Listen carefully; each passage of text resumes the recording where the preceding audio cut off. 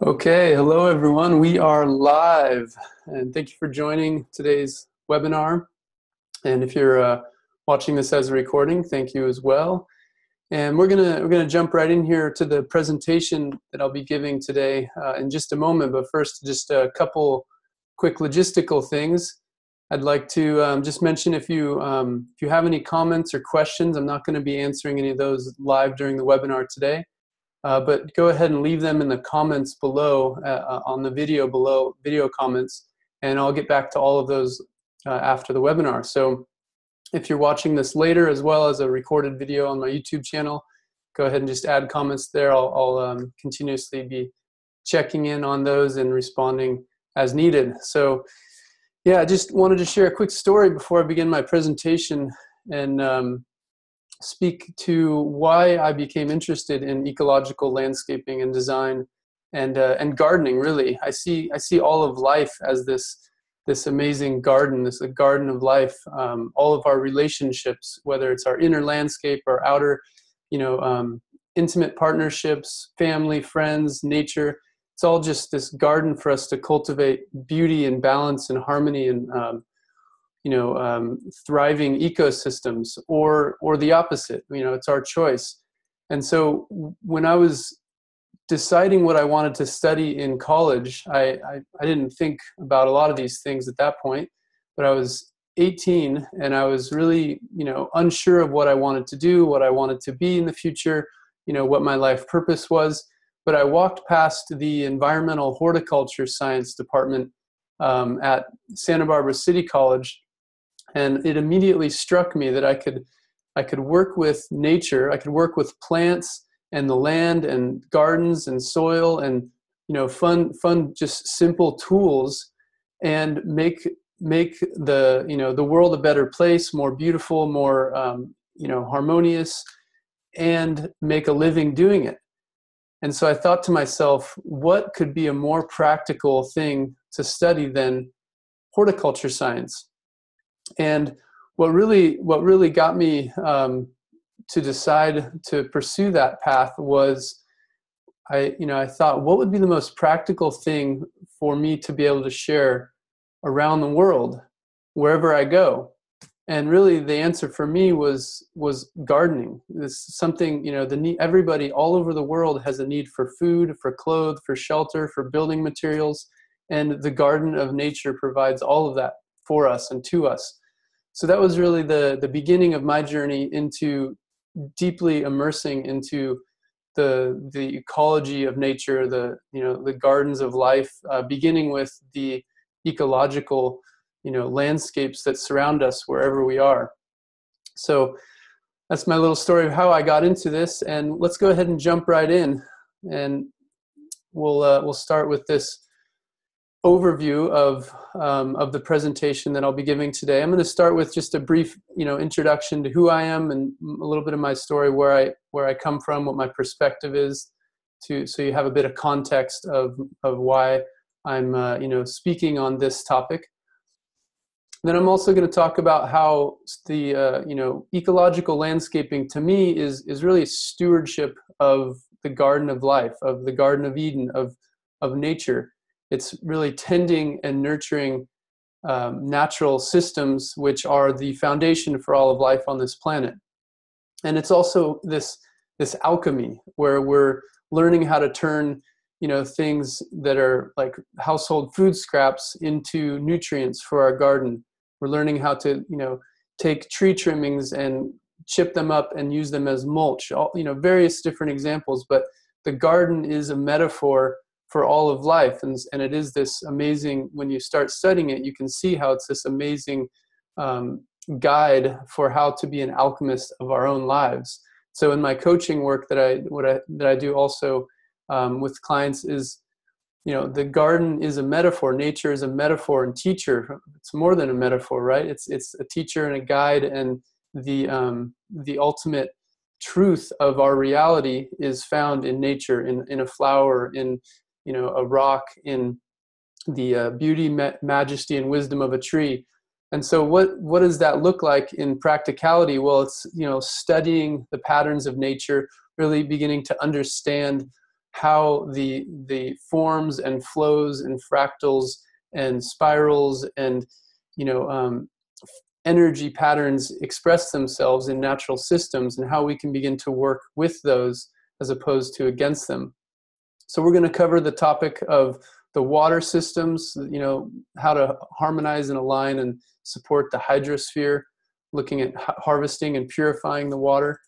Look at earth and the lithosphere, the soil building, fire element and the energy flows, the solar resource, this amazing star that we have lighting our entire existence here on planet Earth at a perfect distance, not to burn us all up, but not too far away to where we're freezing cold. And then we'll also talk about the air element and the atmosphere and how we can, utilize ecological landscaping for improving climate and air quality.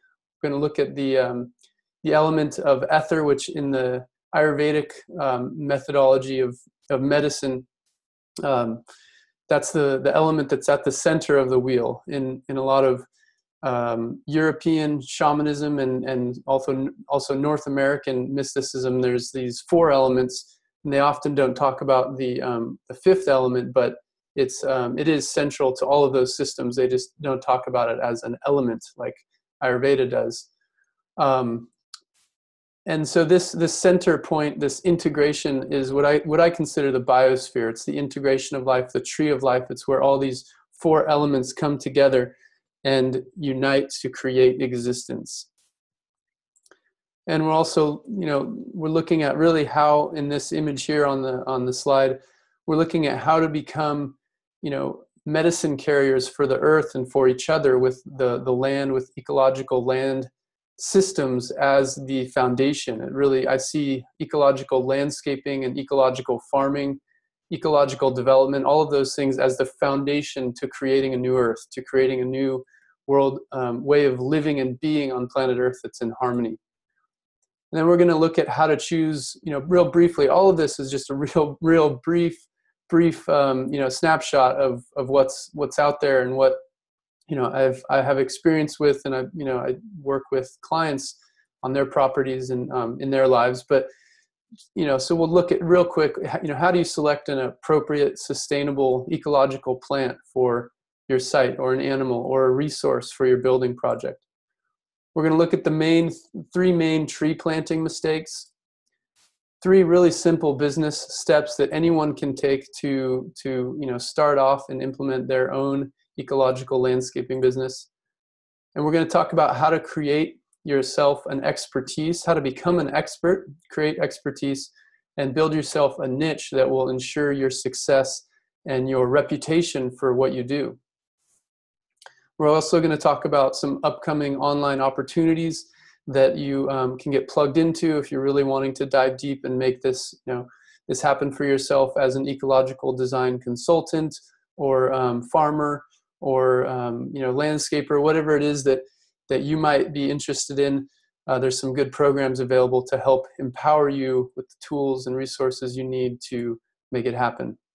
So on this next slide here, just quick overview of who I am and my background as the host of this webinar. My name is Leif Skogberg. I don't know if I've mentioned that yet, but thank you again for joining. I'm happy to be hosting this. And the overview that I'd like to give you is just a little bit about how I got to where I am today and what I'm currently working on, and then we're going to jump into the real exciting content of the presentation. So as a child, I had a lot of injuries. I had a lot of traumas, extreme sport injuries. I was very into snowboarding, skateboarding, BMX bikes, and there's a whole kind of backstory of why I was so extreme and careless, and didn't really care about my future. I was very I thought the world was going to end in the year 2000. So the years leading up to that, that was the story. That was the story I was being told by my some of my family members and the culture. And so I didn't feel like I had much of a future to live for.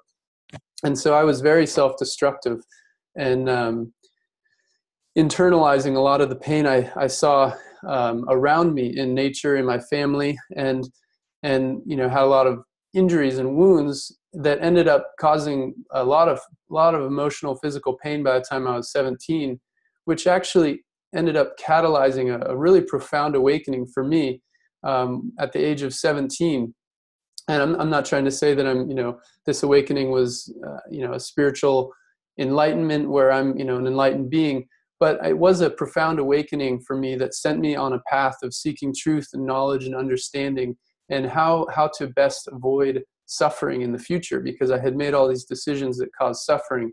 How do I best choose wisely? How do I learn knowledge to avoid suffering in the future, and then help others avoid suffering as well?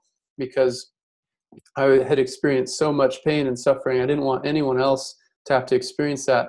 And I wanted to create a better life for myself. So I sought out to do that. And environmental, horticulture science was a big part of that path in helping me understand how to heal nature and heal myself. So I got very involved in sustainability activism in Santa Barbara primarily, but all over California, I was born and raised in California.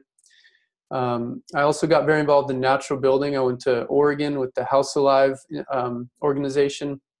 Conrad Rogmans was my teacher there, and he taught me for 2 weeks. I did an immersion in natural building, and then I came back to Santa Barbara and started building a house and started teaching workshops and building cob benches and all sorts of things, and had a really great time, had a lot of fun. And then over the years, have worked on dozens of projects, consulted, designed, helped lead workshops and things of that nature. And natural building is still one of my favorite things to teach. It's a great passion of mine. So much fun, get people in the mud doing something productive. And so organic gardening and permaculture really became a big part of my life in college. I started, as I was mentioning, studying environmental horticulture science while I was also doing this activism and natural building work, and started getting a lot of hands-on experience working with landscapes and gardens, and consulting on projects and designing projects. And went from really not really knowing anything when I was about 18, 19, just doing a lot of weeding and working on farms. I went to New Zealand and worked on some farms, and I remember the feeling of just not knowing anything about the land and the gardens, and just being so mystified by how it all worked. And looking back, it's just, I'm so grateful for what I've been able to learn, and all the teachers that have come along to help illuminate the path for me. And so Santa Barbara was a big part of that, and all the different, ecological teachers and masters and scientists that we brought into Santa Barbara to come and teach as a part of the Education for Sustainable Living program that I was involved in with the California Student Sustainability Coalition. So anyway, during that time, got a lot of experience, hands-on designing, building, growing gardens, managing landscapes. Got degrees in environmental horticulture science, liberal arts, got certified in permaculture as well as sustainable landscaping through the horticulture program.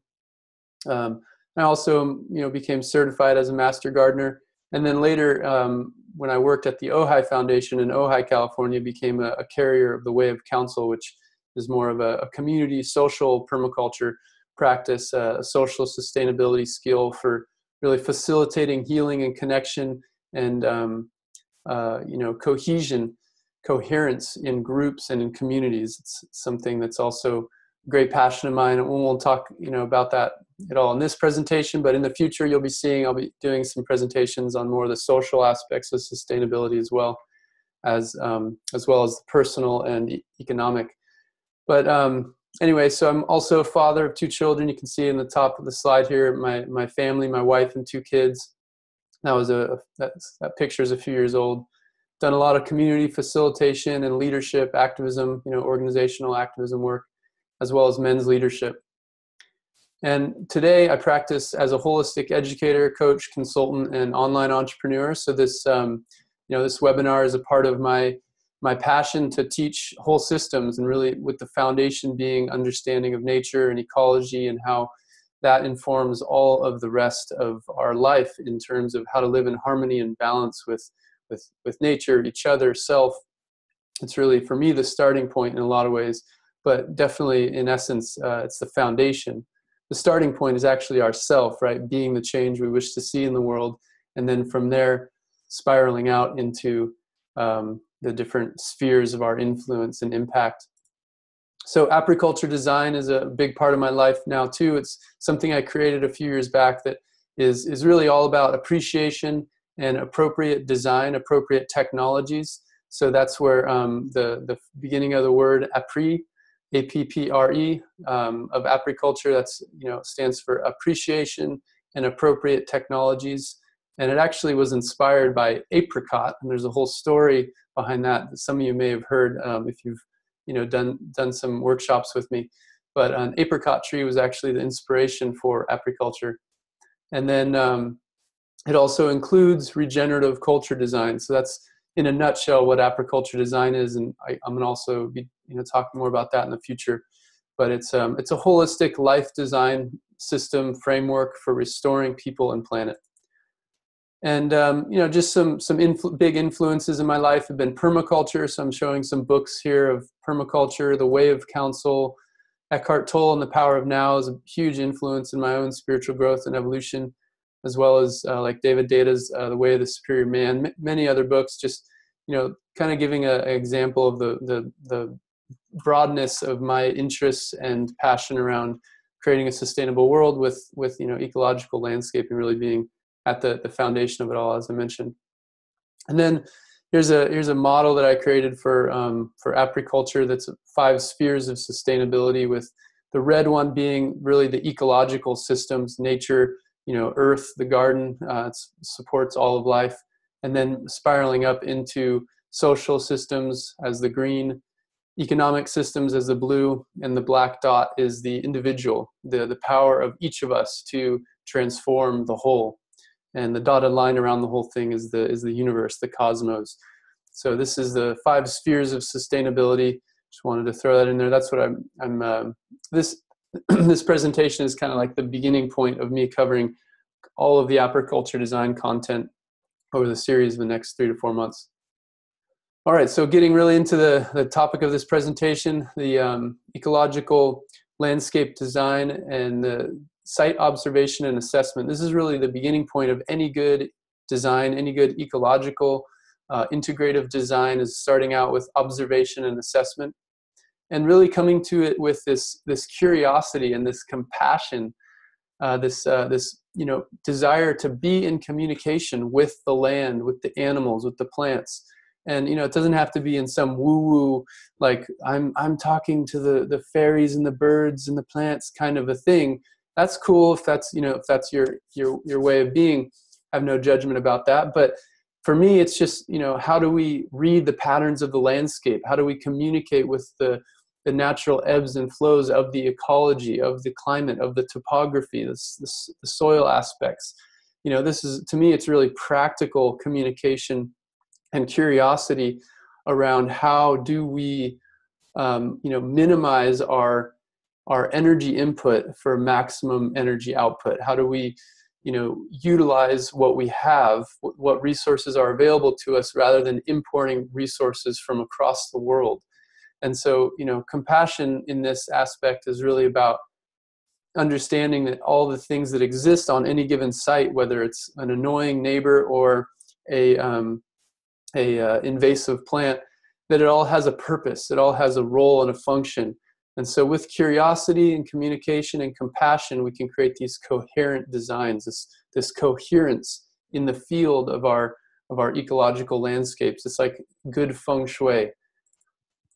So it's also really important as a starting place to look at the historical uses of the site. Was it a ranch? Was it a toxic waste dump? You kind of want to know what the history is, at least in a basic sense, in order to know what you need to do to make sure that the soil is healthy, that the site is going to, thrive and be appropriate for your design, your landscape that you're implementing.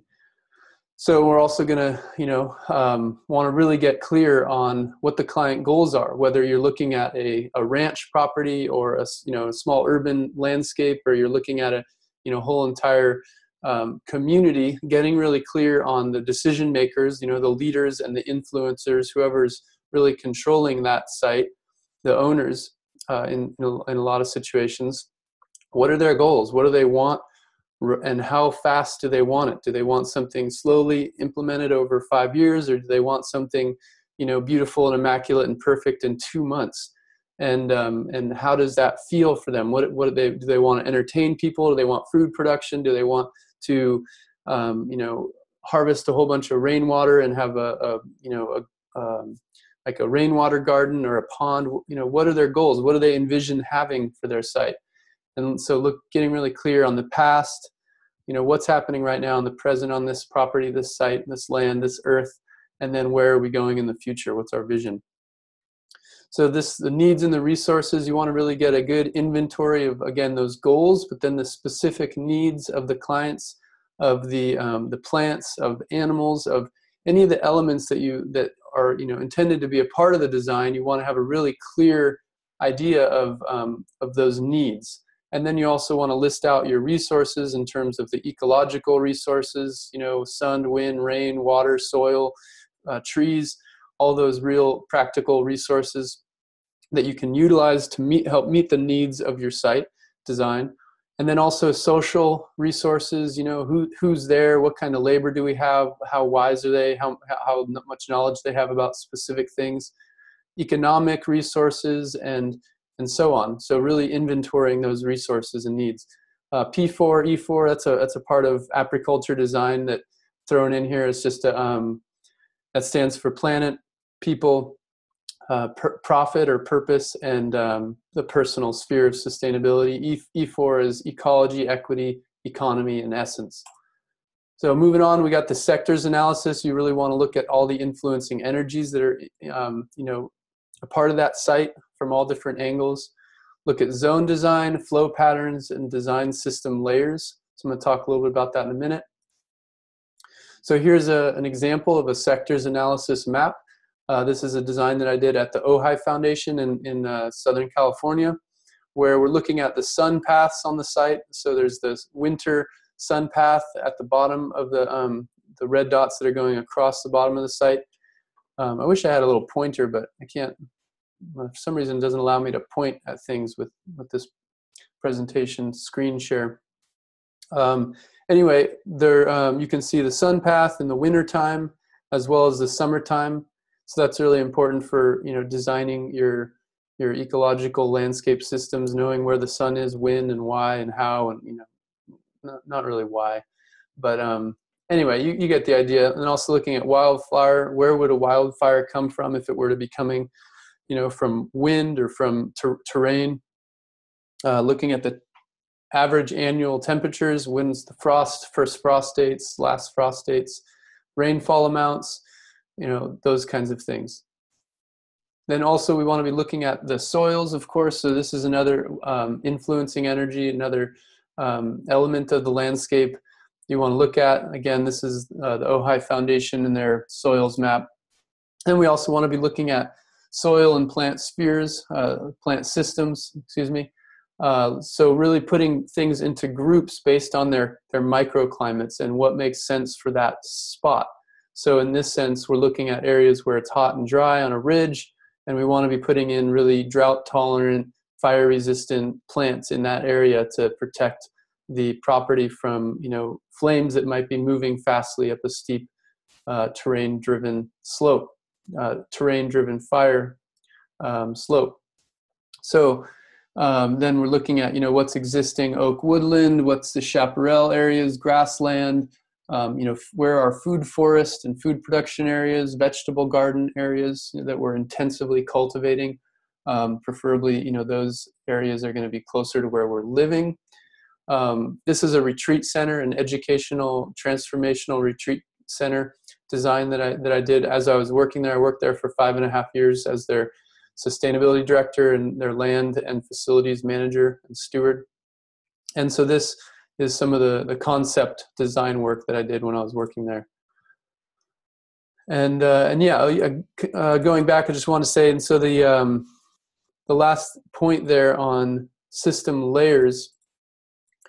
So usually we'll do like a layer for each of the real essential systems for a client, for a site. When I'm doing ecological design for a landscape, it's like your earthwork layer, and then your water system layer, your shelter infrastructure layers, your planting system layer, your you might have your different layers for farming and holistic management. It all depends on what the context is of your site. And obviously, the more larger and bigger, more things you have going on, the more layers you're going to need. You don't have to get into a lot of detail, but that helps in the concept designing. And then especially if you're doing master planning, that's a big part of getting a good master plan system. So now we're going to look at water systems real quick. Just, again, this is all a real brief overview. I'm not, this isn't a master class or, a real in-depth training, but just a quick, hopefully within an hour, I'm shooting to have this all just, with under an hour, so that there's, not too much, it's not running on too long. But for the water systems, we want to look at how do we restore the water cycle. This water element is flowing through nature's systems, and we've been paving things up and putting houses and blocking things off and putting things into canals and piping things away and pumping it, and that breaks down the hydrological functioning. So how do we restore the water cycle? One really simple way of doing that is by slowing it out, slowing water down, spreading it out into the landscape and sinking it in. We're also looking at where can we harvest rainwater off of roofs, off of roads, off of driveways. Is there a neighbor's property that runs onto ours where they aren't infiltrating their water? Can we harvest that water that's coming off of any area water is running off is a resource for us to harvest. So we can turn that resource into or turn that waste, that pollution, that runoff into a resource. So we can do that by creating ponds, swales, by putting water into tanks, and a lot of the best strategies for large-scale rainwater harvesting is in the earth. The earth is a great way of storing water for plants to use later, for recharging wells and aquifers and groundwater. And when we're using the earth, it benefits the whole ecology. And tanks are great in a lot of situations and circumstances. Again, it's all contextual, what the goal is and what you're needing the water for. A lot of times people will put rainwater harvesting tanks off of a roof, maybe a nice cleaner surface as a backup for irrigation or as a backup for drinking water. It would have to be, sanitized, purified, or filtered in some way. Even with a first flush device, you want to, usually sanitize water, especially if you're in the tropics, but in general. And so, yeah, that's, water harvesting basics. Conservation, of course, we want to be really efficient with water, by choosing plants that are drought tolerant, by implementing deep drip irrigation systems where we train the roots of the plants to go deep, and by encouraging soil health. The more we can improve the soil health and the biology of the soil soil food web, the more resilient and water efficient the soil and the plants are going to work. So I also want to look at greywater systems. One of the main ones that is really simple and easy for almost anyone to do is laundry to landscape greywater. It's pioneered by my friend Art Ludwig in Santa Barbara. He's an amazing ecosystem, whole systems designer, one of the world's experts, probably the world expert on greywater systems. And he's written the book Oasis, Create an Oasis with Greywater. So you can buy that on Amazon if you're interested. And then branch drain greywater is another way that you can just, through real simple gravity feed out into your garden, create an oasis, create a lush, beautiful landscape by recycling that wash water that's only been used in a shower or a bathroom sink or a tub. Kitchen sink water is starting to turn into dark gray water because of the food particles and oils in it, but that's a whole nother topic. I've done several kitchen sink gray water systems. They can work, but they tend to clog up the soil because of the oils. Then black water systems, we have, there is all sorts of technologies for composting toilets, constructed wetlands. We have all of the solutions that we need to really create a regenerative world and culture. We just have to implement them. We have to learn, the basics, learn the science, learn how to really, engineer and construct these systems in a good way. and then start doing it. And it's happening all over the world. People really are waking up to these solutions and implementing them on a large scale.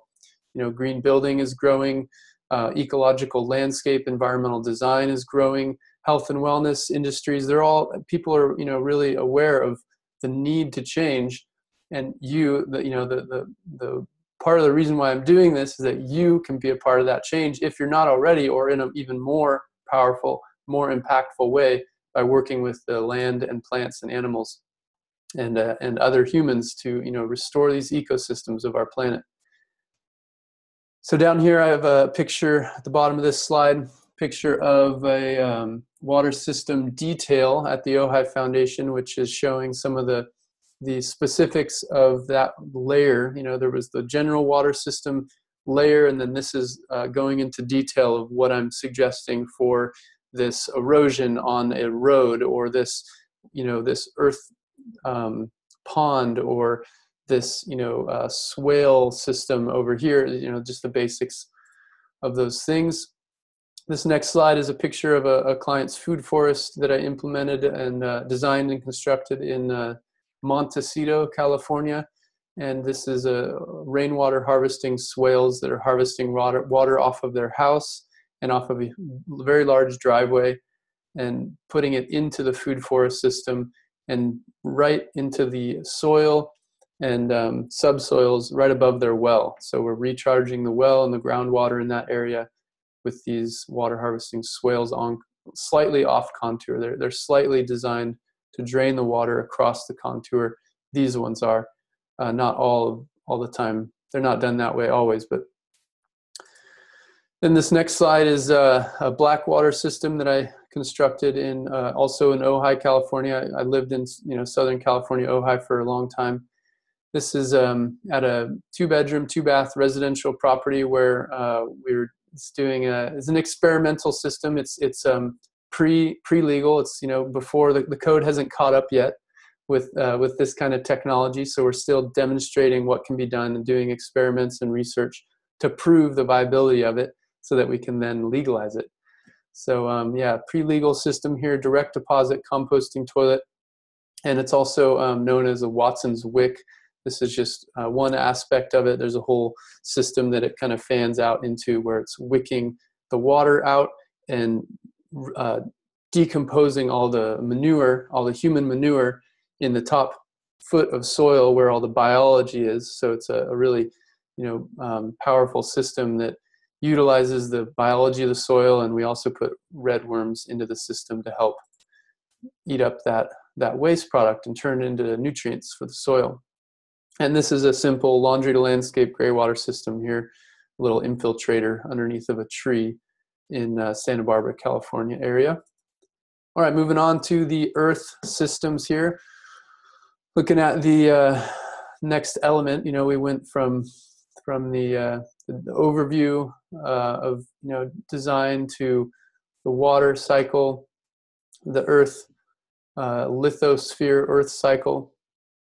There is no waste in nature. So in nature, everything that is excreted or, you know, pooped out or dead is all food for the next part of the system. There is no waste in the natural world. It's all just a part of the cycle, right?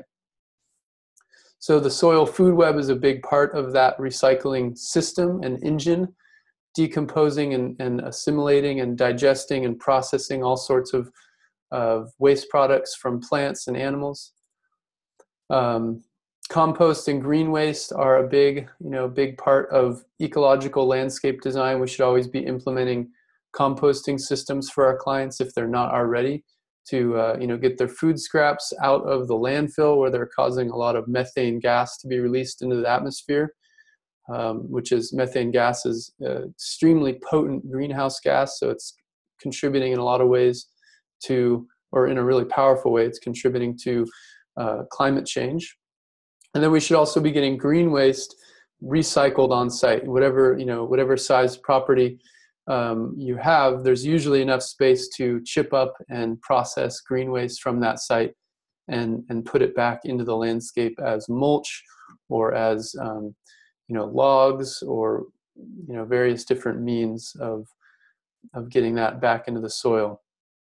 So we're also looking at earthworks for nutrient catchment. So sorry, I kind of skipped ahead there with the next bullet, but earthworks are not only great for harvesting water, like I talked about with the swales and with ponds, but they're also really great for catching nutrients, for slowing down water and the nutrients that they're carrying and allowing the nutrients to drop out into the soil where they can be filtered and bioremediated back into the ecology as a resource as opposed to a pollution, which if it was carried away in the water as sediment and debris and water pollution, then it would cause issues downstream. So the next bullet here, sheet mulching and living ground covers. There's a lot of different techniques you can use for building your soil health and suppressing weeds and things of that nature with sheet mulching using cardboard or paper and then covering it with mulch. Some people will do like a layer of food scraps or manure and then cover that with a cardboard or paper layer and then cover it with mulch on top. There's a bunch of different lasagna style mulching systems, but the basic essence is that you want to, if you're feeding the soil with mulch, it's going to increase the carbon sequestration in the soil, bringing carbon out of the atmosphere. It's going to help build the soil health, build the soil's efficiency, and feed all the organisms within that soil system.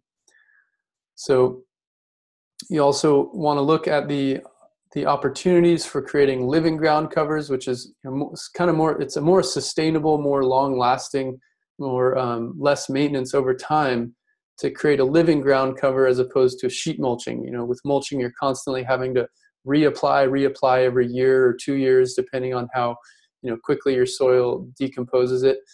And then with the living ground cover, you're just creating a whole living mat over the soil that is going to infiltrate water better into the soil. It's going to help protect the soil from element exposure, from sun and wind, and be feeding that whole ecology. And we also want to look at guilds, planting guilds, and food forests and companion planting. A guild is a way of assembling plants in a way where they support one primary guild species, like an apple tree, for instance. If you're planting an apple and you want to, support it with a bunch of guild species that are serving specific functions, like plants, certain plants that are tightly bound together, maybe bulbs or grasses that are protecting the plant from weeds, not annual grasses, but bunch grasses, perennial bunch grasses. Maybe insectary plants, mulch producing plants, nutrient accumulators. There's this whole system of creating a guild around a tree. Then we can also look at more of a food forest system where it's a larger scale, not just one, guild system, but more of like a multiplied guild over across the whole kind of orchard, but turned into a food forest where you have multiple layers of food and of, utility, canopy trees and, shade trees, nurse trees, trees that go up above the overstory. Then you have like all of your large fruit trees, small fruit trees, shrubs, vines, small shrubs and herbaceous plants, and then your ground covers and your root crops. So this is a food forest system is a way of really stacking multiple elements, multiple functions into one space in time. And so food forest design is a really great way to go. And companion planting is more, I've used that mostly in like vegetable gardening. It relates also with guilds and food forests, but companion planting in particular has been really helpful in laying out vegetables and different vegetable beds and what to put where and what is going to support and synergize with each other and what is actually going to repel and injure the other ones. So ecological systems design approach to landscaping is really this approach of placing things according to their ecosystem groups. So for instance, whenever I'm working with a property or a site, I'm always looking at, is there an area that's like a riparian corridor, riparian habitat? And then I usually, not always, but I usually will want to plant native riparian habitat plants along that water corridor, along that riparian corridor, to really, hold the soil, keep that from eroding, create this diverse, beautiful, abundant swath of native plants for native birds and insects, and the habitat and diversity that native plants provide is really essential. And native plants aren't always appropriate, in designs, but a lot of times, if you have the space, they're wonderful. I always try and start my designs with where is there anywhere that's appropriate to have native plants, and how do we restore as much native ecosystem as possible, and then move on to our food production or our orchard or our grass, farming operations. So over on the right here, it's kind of hidden by my little video box, but this is just a food scrap and soiled paper guide for composting that was, I was part of creating this in Santa Barbara. I worked for the city of Santa Barbara for a few years, and we implemented recycling and composting programs across the city, and this was one of the guides that we used. And then looking at the soil food web, what's going on underneath the soil that is really going to benefit the whole entire ecosystem of your landscape, always using organic methods, always using natural approach. There's always a green solution. No matter what the problem or challenge we face, there's always a way of doing it that is beneficial for the planet and for people, and not going to pollute our environment and our bodies. So moving on to energy systems. Energy is really the fire and the fuel of all of life. It is the driving force behind our existence. It's the spark in your eye and in mine, and is the electricity and communication mechanism between our neurons and our cells and these electrons that are flowing through us all the time. It is the energy from the sun coalesced and condensed into matter primarily via plants, but in other ways. And it is really, essential for us in ecological landscape design to harmonize with the sun for human needs and nature needs. So that looks like, how do we create shady areas where it's too sunny or it's too overexposed? How do we create sunny spots in areas where we want to grow vegetables, or we want to have a spot to lay out in the sun? Sometimes, taking out a tree that's creating a really dark, shady, cold, just kind of dark space on your property. Sometimes taking that tree out is going to be the best thing for your overall design. And so some people get very upset about removing old trees or cutting down trees in general. But for me, if it's done with gratitude, if it's done with honor and appreciation for that tree and for all of the carbon that it's sequestered and all the shade that it's created over the years and all the soil that it's built, thank you, gratitude, and then utilizing that tree, not just burying it in a landfill, but utilizing it for something valuable, firewood to heat our home, or utilizing it for mulch to help build the soil even more. And so yeah, just some examples. For me, it's all about the energy and the overall holistic goal of the site. So this intentional design, plant choices based on elevation of where you live, the aspect of what direction the soil is facing.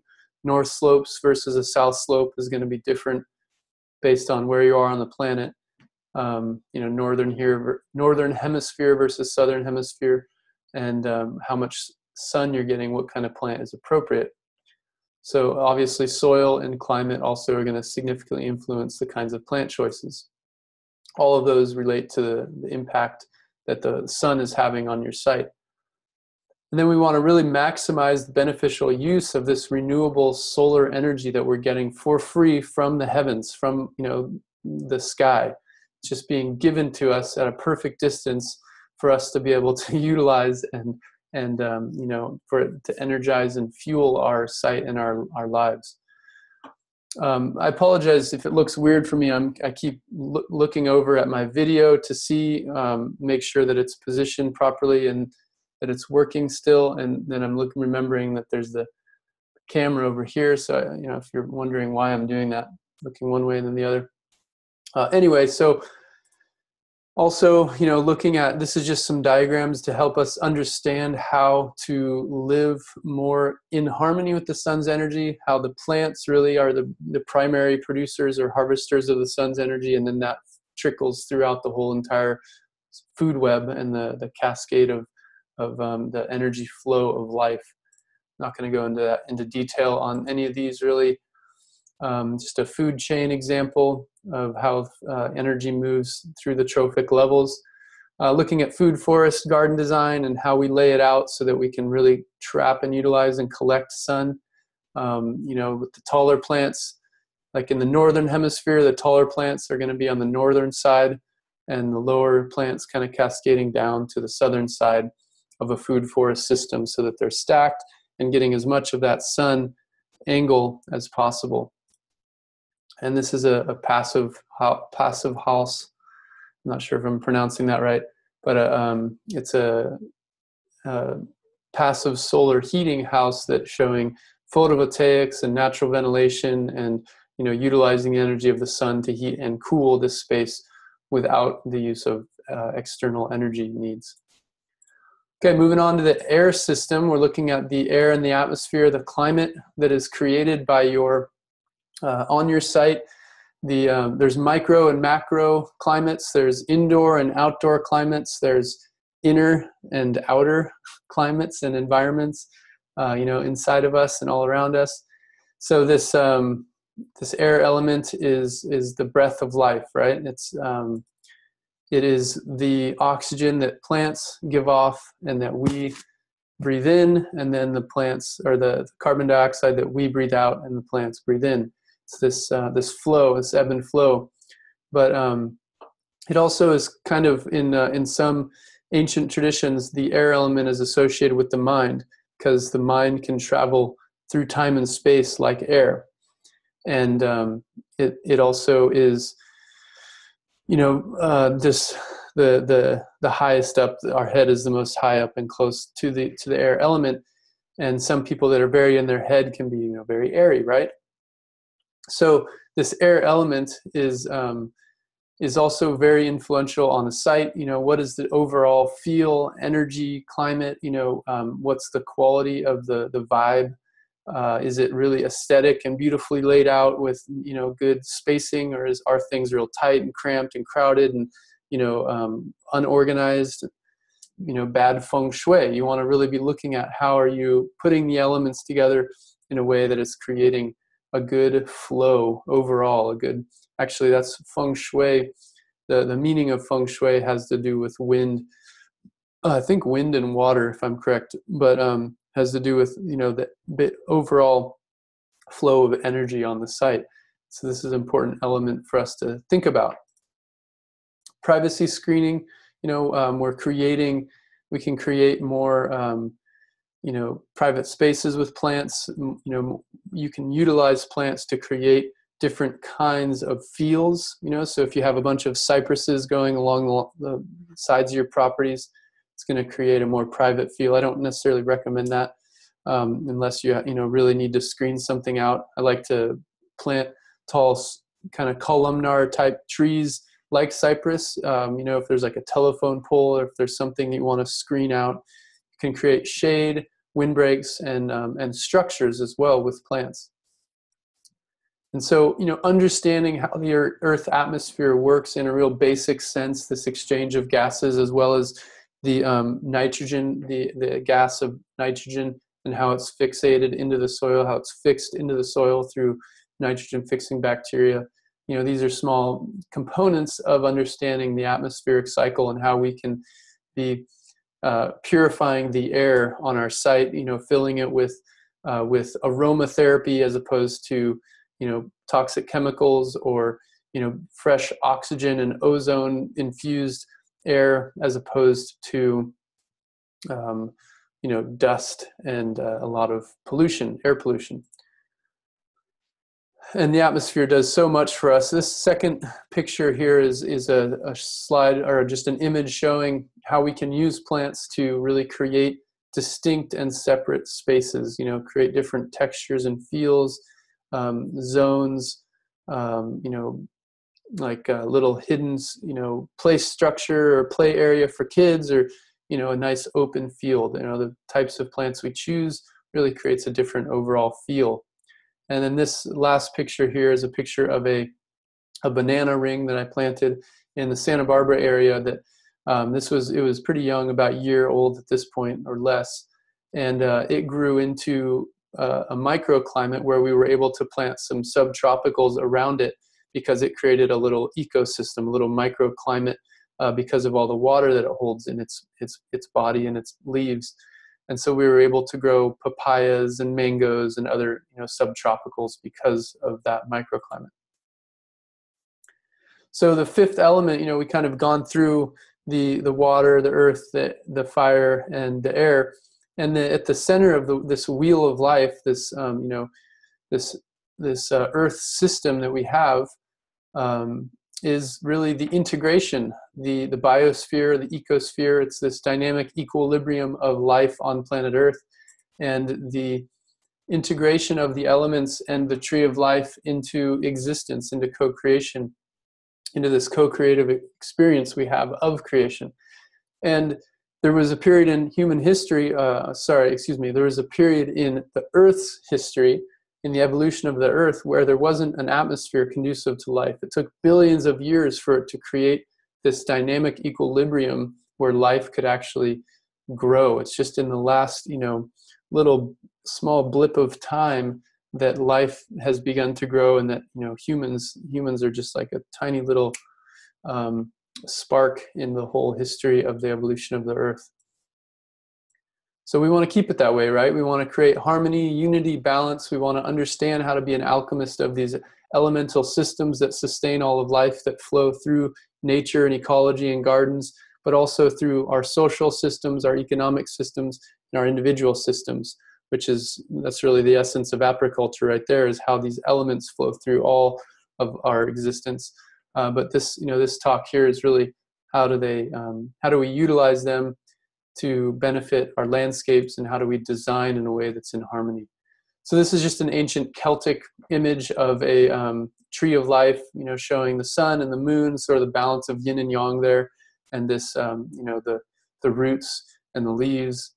And then we have, this is a second picture, is a picture of a garden in Montecito, California, where that was the same one with the swales going through the orchard and the earthworks.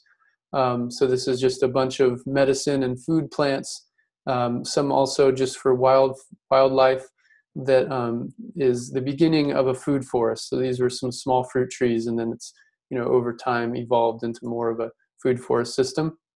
And just another image kind of illustrating the tree of life, and how the garden is a metaphor for all of our experience of this human life, our growth in our knowledge and understanding of ourself, in our wisdom that's at our core, and utilizing, the sun, reaching towards the light, branching out and growing in new directions. These metaphors of the garden, right? They can be applied to all areas of our life.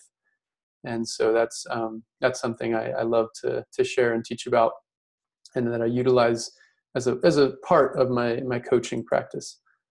So plants and animals, we want to just look at how do you choose the right plants and animals. Well, we want to think about what's native or endemic to an area. Naturally, it's going to be well adapted. So those are some really great choices. Like I said, I always am starting a landscape design by looking at where can I restore native habitat, by still meeting the needs of food production and farming, and whatever the other needs are.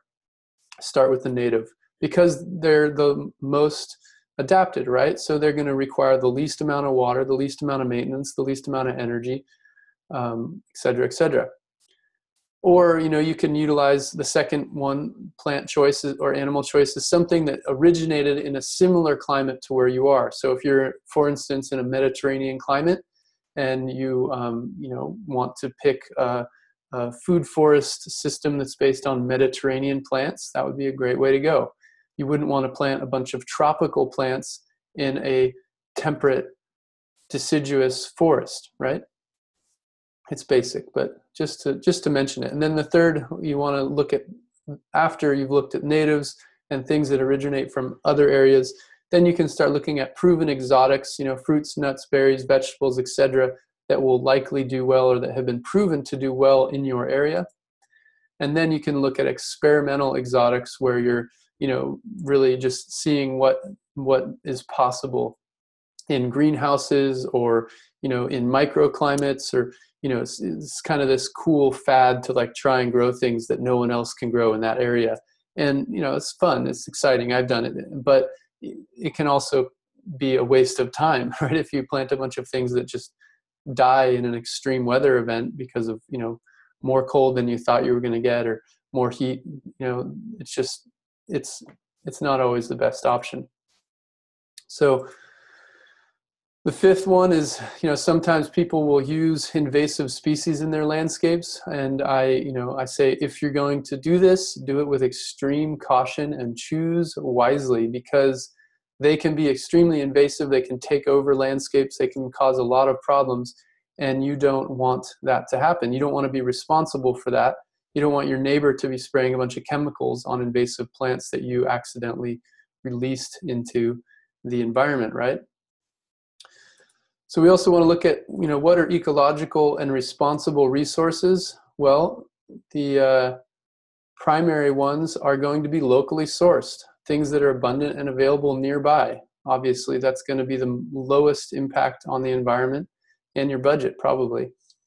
Sustainable, renewable, certified is the next best. That means that it's coming from somewhere on the planet that might be kind of far away, but at least it's grown or harvested or processed in a way that's more sustainable, more renewable. So you want to avoid things with high embodied energy, things that are very unsustainable, or utilize them only as a last resort when you can't find another way of solving your problem. What are the 3 most common tree planting mistakes? Well, planting them too deep. I've done this a number of times and had to learn the hard way, either constantly maintaining the crown of the tree, or, it can cause all sorts of problems. But ultimately, you want to, where the roots meet the stem is the crown, and you want to make sure you're either planting on a mound or, not going to be putting mulch or soil, building up mulch or soil around your tree. So I usually plant on a mound so that I'm not having to constantly maintain around that tree. So you also want to not plant too close together. I see this happen all the time in food forests or permaculture gardens, where if you're going to be willing to chop down some of those trees, 5, 10, 15 years into the future because they're all overcrowded and you're trying to keep them maintained so that they're not growing into each other, then, that's one thing. If it's your yard, your garden, you're going to maintain it. But if you're doing it for a client and they have no intention of removing trees, or, they want the trees you're planting to stay for a long time, then you should really space them accordingly and let them grow into their full mature size and have a little bit of room to breathe around them. Third most common mistake with tree planting is the wrong placement. So you want to know what the mature size and shape of a tree is and what the needs are of that tree, so that you can really visualize, is this the right place for it? Is it going to grow up into power lines and need to be cut off constantly? Or is it, going to be right in front of the power pole in a spot where it can grow up and shade it, screen it out, but it's not going to need to be constantly maintained? You don't want to grow things that are really drought tolerant and really, they want dry soil, like lavender or sages, for instance. You don't want to put them in your greywater system or in your, your pond or in a wet zone. It's obvious, it's basic, right? But these mistakes happen all the time. The last one, actually, I just added a bonus one, is lack of protection. You really want to look at what are the things that might damage your new tree. Deer, gophers, dogs, people, bugs.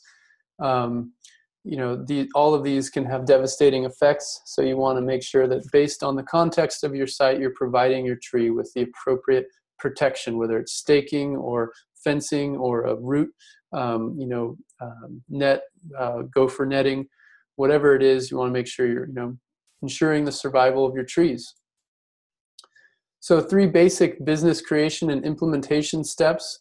going to go through these pretty quick. They're pretty straightforward. You know, get the hands-on experience, get out there and learn, do it, you know, do it in your yard, do it ask your, if you're renting, you know, ask your landowner if you can put in a garden, and just start, you know, working with people who do this kind of work, get the experience, take workshops. And then you want to get training, you know, really master a specific topic or content, you know, whether it's permaculture design course training or, you know, going into environmental horticulture science, or an online training where you can learn a tremendous amount through the amazing medium of technology that we have today. And then you can also look at the next step. You know, want to take action. Really, if you want to create a business, you want to be successful, you just got to make it happen and take massive action every single day to achieve your dreams. And sometimes, you know, we have days or weeks or even months of feeling really stagnant or unclear on what we're doing or where we're going or why we're doing it at all. That's understandable. We all have those moments. But if you're really committed to creating a better world, to improving the planet and people, you know, the experience that we have as people on this planet, then make it happen. Make your dreams happen. There's people who can help. So expertise and niche. How can I build expertise and create a profitable niche? Well, first start by getting the experience and the training and taking action. And all of that can happen with the matter of, you know, a few months. You know, in 6 months, you could be really well, you know, capable, really well suited to be doing ecological landscape design. It doesn't take that long if you're committed and you're passionate and you make it happen. Then you want to choose an area that's needed. You know, are you going to be a water person? You're going to be a you know, irrigation and water person? Are you going to be like a fruit tree, food production person? You're going to be like the compost system person? You know, you don't always have to have a niche, you know, that's chosen. You can be general, you know, landscaper, but if you choose a niche, you'll be who people think of every time they think of, oh, I want to put in a pond, or I want to put in a rainwater harvesting system, or I want to put in, you know, a vegetable garden. And that person does that, right? That's what they do. So the easier that someone can think of you as being the one who does that in that niche, the more likely they're going to call you. So then you also want to look at how, what are the other experts? Who are the other experts?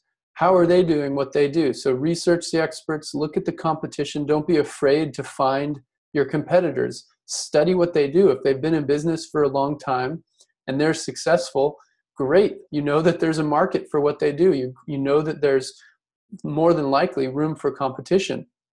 And then, you know, be a collaborative competitor. Like, you know, maybe they have a little bit different of a niche than you do, and so you refer people to them and they refer people to you. So we don't have to see competitors as a problem or a bad thing. We can turn that into a solution. And then the last point here, really just, you know, research and understand what the best practices are and implement them in your systems. So ecological landscape design is really about turning the problems of our world into solutions. And as a famous permaculture teacher, well known all over the world, primarily for his work with food forests, but with many things. He has a very popular video called Greening the Desert. But Jeff Lawton, he's known for this quote of, all the world's problems can be solved in the garden. And I really agree with this. I think the garden is the foundation of our life and our existence on this planet. And if we harmonize and align with the power of the garden, we can totally transform our lives. And I like to think of it a little bit different in my work, because I'm really looking at, you know, personal growth and empowerment and, you know, self-mastery. And I'm looking at economic systems and social systems, which is, you know, a lot of that is a part of permaculture as well, which Jeff Lawton is known for being like the prince of permaculture. But I also like to look at it as all human problems can be solved in our stories and our relationships to the garden. And this goes back to the fall from Eden and our whole, you know, sort of patriarchal system of destroying nature and suppressing the feminine, and, you know, really trying to control natural systems as opposed to being in curiosity and communication and compassion about how they work, and then working in harmony with them. So we can change our story and our relationship to the garden. We can transform our world.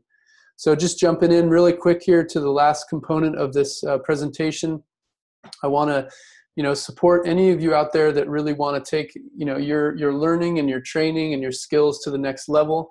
Next month, I'm going to be offering a residential ecological design masterclass. So I'm going to be really looking at how, for a residential property, this is in my opinion, these are the primary prospects, the primary potential clients for anyone starting an ecological landscape business.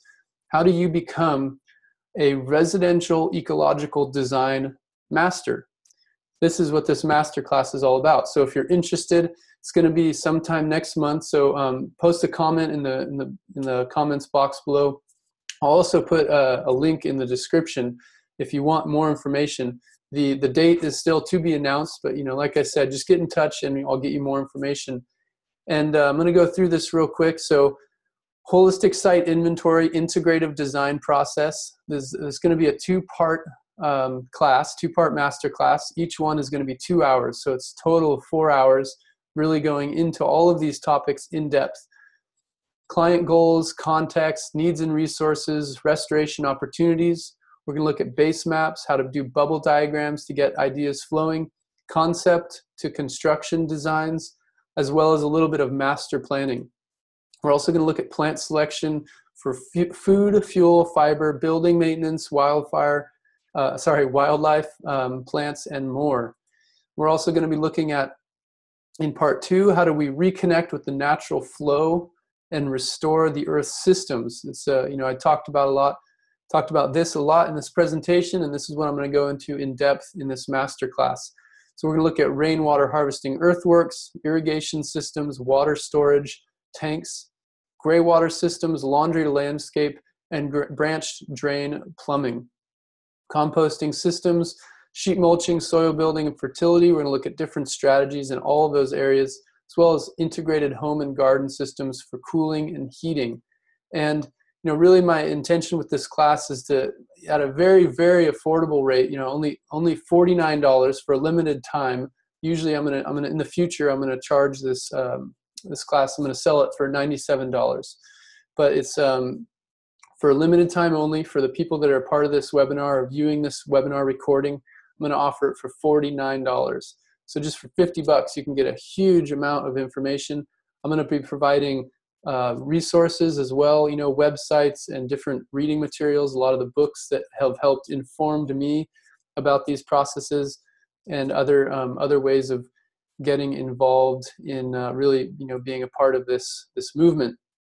So as I said, the dates are to be announced. Just get in touch with me, and there'll also be live recordings of the class. So again, for details, just add a comment or go ahead and get in touch with me on my website.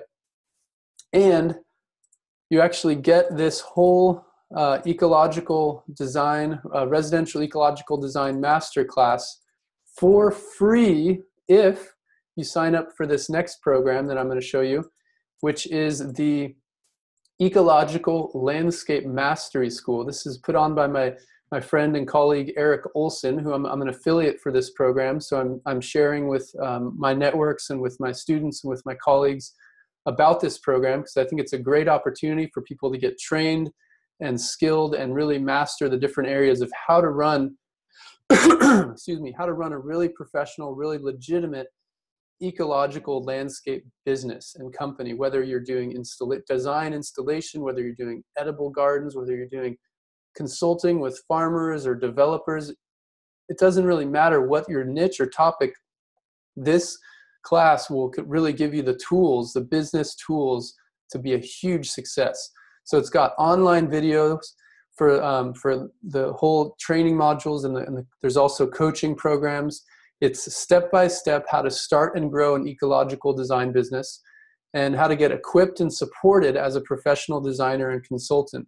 It's got the 15 core training modules that really outline the whole entire process, from initial consultation with a client all the way through, all the templates you're going to need, all the business aspects, design. This is a program that Erik has really put a lot of thought and time and energy into creating. So there's 15 core modules, business templates, estimation sheets for giving bids and estimates, He's going to have live group hangouts and access to a private a private Facebook community of experts that are available as a forum to answer questions and give guidance. And then he's also got a whole, there's a couple tiers that you can register for the program. He's also got a whole coaching program for people that want to really take their business to the next level. So if you act now, registration ends, registration ends really, really soon. I don't know when you're going to be watching this, but check on his website. The registration, as of the date of recording this, the registration for fall 2017 ends today. So I'm sending this video out. If you're seeing it right now, register today by midnight, Tuesday, November 17th. Did I say October? I don't know. November 17th, today. Erik Ohlson, just let him know that I sent you, because I'm an affiliate. You know, he'll give me a small little commission, and then you're going to get the Residential Ecological Design Masterclass for free as a bonus for signing up for his Ecological Landscape Mastery School. So you're getting a really amazing amount of value out of this, and I hope that you do it, because you're gonna succeed. This is gonna set you up for success. It's an amazing program. You know, if you want to just start with the $50 program, great. You know, I'd be happy to have you in that class. Of course, it's going to be a lot of fun. Or, you know, take this and really take it to the whole next level for your life and your business. And if all you do is you watch this presentation and you get a lot of great value and content just in the presentation that I've given thus far, awesome. Let me know in the comments below. I'm happy to hear from you. Subscribe to my YouTube channel if you haven't already.